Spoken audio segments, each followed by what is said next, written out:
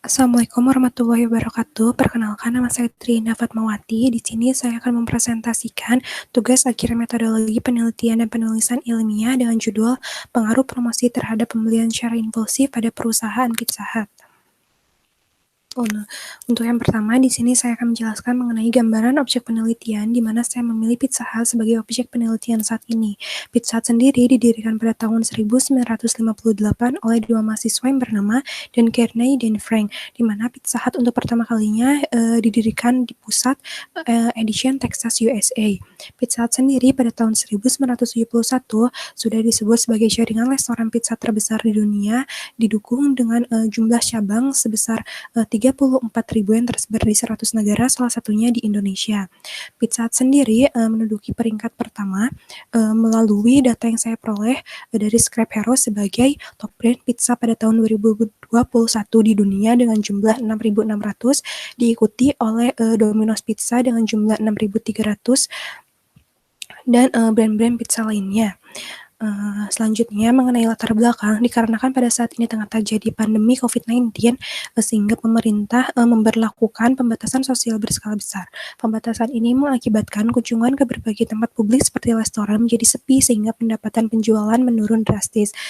Pizza Hut sendiri mengalami penurunan penjualan akibat adanya pandemi COVID-19 ini tercatat melalui data yang saya peroleh melalui laporan tahunan, di mana pada tahun 2020 Pizza Hut mengalami rugi sebesar 91 miliar jika dibandingkan dengan keuntungan yang diperoleh pada tahun 2019 sebesar 213 miliar. Oleh sebab itu, para perusahaan harus menggunakan strategi yang tepat untuk mengatasi permasalahan tersebut. Direktur Pizza Hut sendiri memilih promosi sebagai strategi yang tepat pada saat COVID-19 dikarenakan pada saat ini konsumen cenderung membutuhkan produk dengan harga yang terjangkau, di mana hal ini dilatar belakangi dengan sedang lemahnya tingkat ekonomi di Indonesia. Jika dilihat, hal ini berdampak pada penurunan laba yang dialami oleh Pizza Hut, yaitu sebesar 89,49%.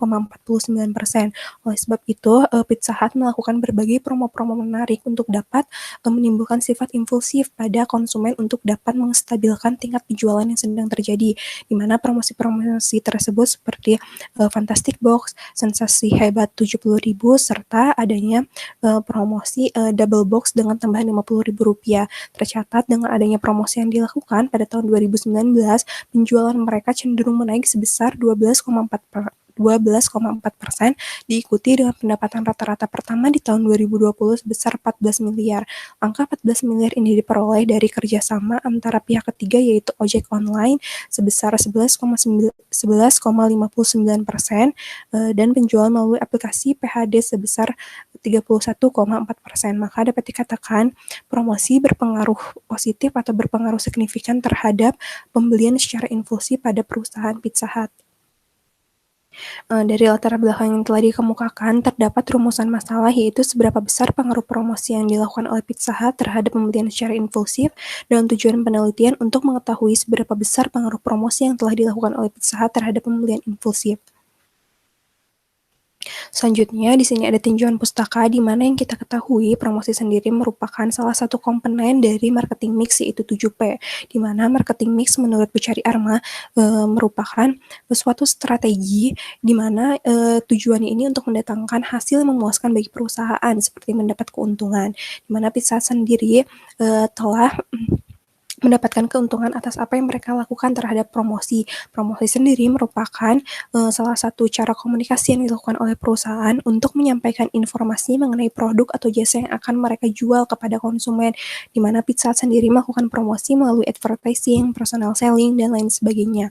Sedangkan untuk perilaku konsumen sendiri merupakan suatu tindakan atau pengambilan keputusan atas apa yang telah dilakukan terhadap pembelian sebelumnya. Di sini saya mengambil perilaku konsumen impulsive buying, di mana impulsive buying menurut Saputri merupakan perilaku yang terjadi secara reflektif atau spontan, di mana pelakunya ini akan membeli sesuatu berdasarkan keinginan saja tanpa melibatkan logika, sehingga dapat dikatakan barang atau jasa yang merupakan barang atau jasa yang dibutuhkan.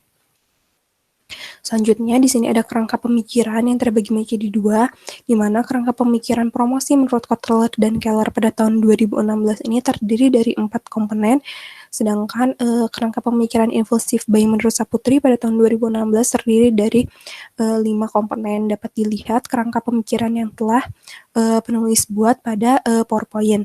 Lalu di sini terdapat hipotesis atau dugaan sementara dari penelitian yang telah diteliti, yaitu H0-nya tidak terdapat pengaruh promosi terhadap pembelian secara impulsif, dengan HA terdapat pengaruh promosi terhadap pembelian secara impulsif.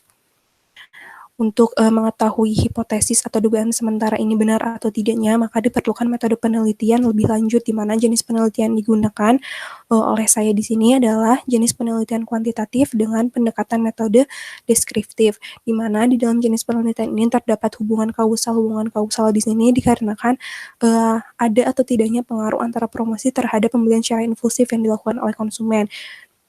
Di mana skala pengukuran yang saya gunakan di sini adalah skala pengukuran Likert, di mana Likert ini bertujuan untuk melihat sikap atau persepsi konsumen terhadap objek atau suatu tindakan yang telah dilakukan atau yang akan diteliti, di mana saya menggunakan nilai interval dari poin 1 hingga 5. Poin 1 ini sebagai poin terendah atau sangat tidak setuju, sedangkan poin 5 ini sebagai poin paling tinggi, yaitu sangat setuju. Dengan populasi dan sampel yang saya teliti ini, konsumen Pizza Hut yang pernah membeli pada saat adanya promosi, sehingga akan memperkuat penelitian yang akan diteliti oleh saya. Lalu pengumpulan datanya sendiri, saya menyebarkan kuesioner dan melakukan wawancara oleh pihak-pihak yang terlibat dalam penelitian ini dengan sumber data lainnya itu berasal dari laporan tahunan, artikel, jurnal, maupun berita-berita. Lalu uji validitas dan reliabilitasnya sendiri, saya menggunakan software SPSS untuk mengolah data yang telah saya dapatkan. Selanjutnya di sini ada teknik analisis data, di mana teknik analisis data di sini terdiri dari 4, yaitu uji normalitas, uji heterogeneisitas, dan uji multikoloranitas, dan yang terakhir ada regresi linier berganda, di mana dari 4 teknik analisis ini masing-masingnya memiliki taraf signifikasinya masing-masing, seperti uji normalitas memiliki taraf signifikasi 0,5%, lalu ada memadupadankan nilai prediksi dengan nilai residunya, ada taraf signifikasi 0,90, dan yang terakhir ini untuk memastikan pengaruh variabel independen terhadap variabel dependen.